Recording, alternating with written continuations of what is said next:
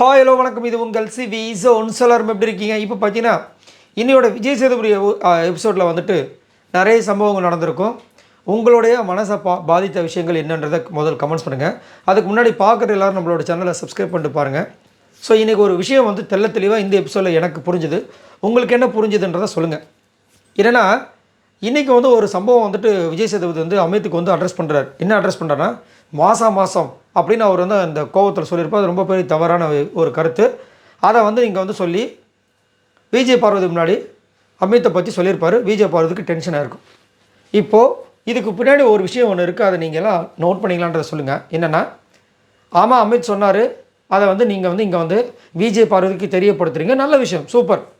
ஏன் அதை தெரியப்படுத்துகிறாங்க அப்படின்னு கொஞ்சம் யோசிச்சு பார்த்தீங்கன்னா, விஜய் பார்வதி கூட இப்போ இதுக்கு இருக்கிற ஒரே ஒரு ஆள், திவாகருக்கு அடுத்தபடியாக அவங்க மனசு விட்டு பேசுகிற ஒரு ஆள் அமித். ஸோ இப்போ வந்துட்டு இந்த விஷயத்தை இங்கே போட்டாங்கன்னா, இனி வந்துட்டு விஜய் பார்வதிக்கு வந்துட்டு அமித் கிட்ட பேசுகிறதும், அமித்துக்கு வந்து இருக்கிற குற்ற உணர்ச்சியால் விஜய் பார்வதி கிட்ட பேசுகிற விஷயங்களும் உடையும். இப்போ உடையும் போது விஜய் பார்வதி என்ன பண்ணுவாங்க, இப்போ வந்துட்டு அவங்களுடைய வென்டிலேட்டராக வந்துட்டு முன்னாடி திவாகர் யூஸ் பண்ணாங்களா, இப்போ வந்து அமித் வந்து நிறைய விஷயங்கள் இவங்களுக்கு சொல்ல இவங்களுடைய அந்த முதல் அவங்க பண்ணாங்க பார்த்தீங்களா, அந்த ஆட்டங்களாக இப்போ வந்து மாறிடுச்சு. அந்த விஷயங்கள்லாம் இப்போ நிறைய கண்ட்ரோல் பண்ணிட்டு வர்றாரு அமித். நிறைய விஷயங்கள்லாம் சொல்லிட்டு வர்றாரு, இல்லைன்னு சொல்லலை. இப்போது இந்த விஷயங்களை சொல்கிற ஆளை கட் பண்ணிட்டோம், அந்த உறவை கட் பண்ணிட்டோன்னா இவங்க திரும்ப வந்து அதிகப்படியாக முன்னாடி எப்படி இருந்தாங்களோ அந்த மாதிரி மாறதுக்கு வாய்ப்பு இருக்குது. அப்போ அதன் மூலமாக அவங்களுக்கு நெகட்டிவ் வர வாய்ப்பு இருக்குது. அது இப்படி நெகட்டிவ் வந்துச்சுன்னா இந்த பொண்ணை வீட்டை விட்டு வெளியே அனுப்பிடலான்ற ஒரு முடிவில் இருக்காங்களான்னு தெரியல. ஏன் எனக்கு இது தோணுதுன்னா, ஏங்க நல்லதுன்னு பண்ணியிருக்காங்க, அமித் இந்த மாதிரி சொல்லியிருக்கக்கூடாதுன்னா கரெக்டு தான். இவங்களை பற்றி கேவலமாக எத்தனையோ பேர் எவ்வளோ விஷயங்கள் பேசியிருக்காங்க. இதே பிரஜின் வந்துட்டு எனக்கு மட்டும் இந்த மாதிரி ஒரு தங்கச்சி இருந்துச்சு, நான் விஷத்தை வச்சு கொண்டுடுவேன்றது சம்திங் ஏதோ சொன்னார். அதை ஏன் சொல்லலை? இதே விக்ரம், கனி, எஃப்ஜே, பியானா இவங்கெல்லாம் பேசிகிட்டு இருக்கும்போது ரெண்டு நாளைக்கு முன்னாடி விஜய் பார்வதி இந்த வீட்டை விட்டு வெளியே போகும்போது நம்மளால் எப்படி ரியாக்ஷன் காமிக்கணும்னு சொல்லிட்டு அவ்வளோ கேவலமாக சிரித்து பேசுனாங்க. இதே மாதிரி ஒரு வாட்டி மாயா பண்ணும்போது நம்ம கமலஹாசன் அவருக்கு கலாச்சிருப்பார். என்னென்னா, பிரதீப்க்கு மட்டும் ஒரு கிளாப்ஸ் வரட்டும், ஒரு ஆடியன்ஸ் கிளாப் வரட்டும், நான் அப்புறமா பாரு அப்படின்ற மாதிரி ஒன்று சொல்லியிருப்பாங்க. அங்கே கிளாப்ஸ் வந்துடும் பிரதீப் சேவ்டு சொன்னவொடனே. ஐயோ என்னங்க இப்படி தப்பு பண்ணிட்டீங்க, இப்போ மாயாவுக்கு வந்துட்டு கோவம் வருமேன்ற மாதிரி கலாச்சிருப்பார். அந்த மாதிரி இங்கே வந்துட்டு இவங்க வந்து எவிக்ட் ஆகணுமா, அதை வந்து அங்கே கேலி கிண்டல்லாம் பண்ணி பேசி சிரிச்சிட்டு இருக்காங்க. அதை நீங்கள் சொல்லலாமே. அதே மாதிரி வந்துட்டு விக்ரம் வந்துட்டு விஜய் பார்வதி அங்கே வந்து கண்ணில் அடிப்பட்ட டைமில் வந்து அந்த டிஸ்குவாலிஃபை சொன்னார். அப்போ வந்துட்டு ரொம்ப அசிங்கமாக வந்து கலாச்சிருப்பார். அதை வந்து அசால்ட்டாக வந்து மேன் ஹேண்ட்லிங் அப்படின்ற மாதிரி ஒரு வார்த்தையை வந்து சொல்லி சமமாக இதுக்கு பொதுவாக இந்த ஒரு வார்த்தைன்னு சொல்லி அதை அப்படியே மூடி அமைக்கிட்டீங்க. அதை நீங்கள் விலாவரியாக இப்போ பிரஜனுக்கு தனித்தனியாக எடுத்து சொன்னீங்களா, அந்த மாதிரி சொல்லியிருக்கலாமே. கனி அவர்கள் இந்த பொண்ணை வந்து குட்டிச்சாத்தான் அது இதுன்னு எவ்வளோ விஷயங்கள் எக்கச்சக்கமாக கலாய்க்கிறாங்க.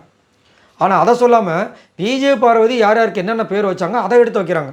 ஸோ இவங்களோட மோட்டிவ் ஃபுல்லாக என்னவாக இருக்குன்னா, ஏன்னா ஒரு சில பேர் வந்துட்டு இப்போ கமெண்ட்ஸில் சொல்லியிருந்தாங்க, ஒரு சிஸ்டர் கூட விஜய் பார்வதி தான் டைட்டில் வினராக ஆக்கிறதுக்கு ஏதோ பண்ணியிருக்காங்களேம்மா, அதை பற்றி கமெண்ட்ஸ் போடுங்க, வீடியோ போடுங்கன்னு.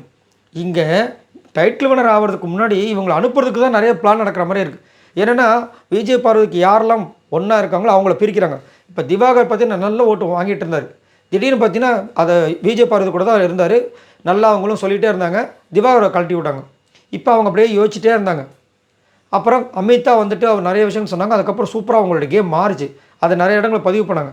இப்போது கரெக்டாக பார்த்தீங்கன்னா கரெக்டாக நல்ல டீப்பாக இருக்கிற டைமில் இதை இருந்து போட்டு கொடுத்த மாதிரி போட்டு கொடுத்து அந்த நட்பை பிரித்து விட்டாங்க. அப்போ இனிமேல் என்ன பண்ணும் அந்த பொண்ணு, சாண்ட்ராக்கிட்டே இப்போ சொல்ல முடியாது. ஏன்னா சாண்ட்ராவும் வந்துட்டு எஃப்ஜே சொன்ன விஷயத்தை நம்மளுக்கு சொல்லலன்னு சொல்லிட்டு கண்டிப்பாக அவங்களுக்கு மைண்டுக்குள்ளே இருக்கும். எஃப்ஜே இந்த ஒரு வார்த்தை சொல்லியிருக்கா, நம்மக்கிட்ட இவ்வளோ நேரம் பழகி இந்த பொண்ணு சொல்லாமல் போச்சுன்னு ஒரு விஷயம். பிரஜன் ஆல்ரெடி என்னென்ன பண்ணியிருக்கான்றது மைண்டுக்குள்ளே இருக்கும் கண்டிப்பாக. திவ்யா கிட்ட சுத்தம். இப்போ வேறு யார் நம்ம அன்புகாங்க பக்கம் போனாலே அந்த பக்கம் ஃபுல்லாக அட்டாக்கு தான். கமருதுன்னு சுத்தமாக நம்புறதை விட சும்மா உட்காந்துக்கலாம். அரோராலாம் அப்பா, விக்ரம்லாம் சுத்தம். இப்படின்னு இருக்கும்போது இந்த பொண்ணு என்ன பண்ணும்? ஸோ ஏற்கனவே டிப்ரெஷன் எக்கச்சக்கமாக இருக்குது.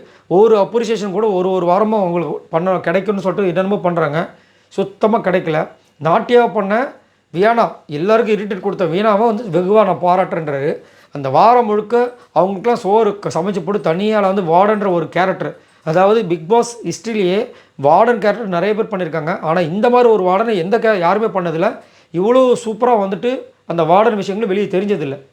அப்போ இதை நீங்கள் பாராட்டணும், பாராட்ட வேண்டிய கட்டாயத்தில் இருக்கீங்க. அப்போயுமே பாராட்ட உங்களுக்கு மனசு வரலன்னா இது ஏதோ ஒரு சம்திங் விஜய் பார்வதிக்கு ஒரு ஒரு இது மாதிரி க்ரியேட் பண்ணி அந்த பொண்ணை வந்துட்டு ஒரு நெகட்டிவாக இமேஜ் மாதிரி காமிச்சு வெளியே அனுப்புறதுக்கு ட்ரை பண்ணுறாங்களோ அப்படின்ற மாதிரி தான் எனக்கு தோணுது.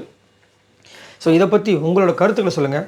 ஏன்னா அவங்க யாரெல்லாம் அன்பு வைக்கிறாங்களோ எல்லாருமே பார்த்தீங்கன்னா உங்களுக்கு திரும்ப வந்து விஷத்தை தான் ரிட்டர்ன் கொடுக்குற மாதிரி இருக்குது. உங்களோட கருத்துக்களை சொல்லுங்கள். மறக்காம நம்மளோட சேனலை சப்போர்ட் பண்ணுங்கள். பாய் நண்பர்கள்.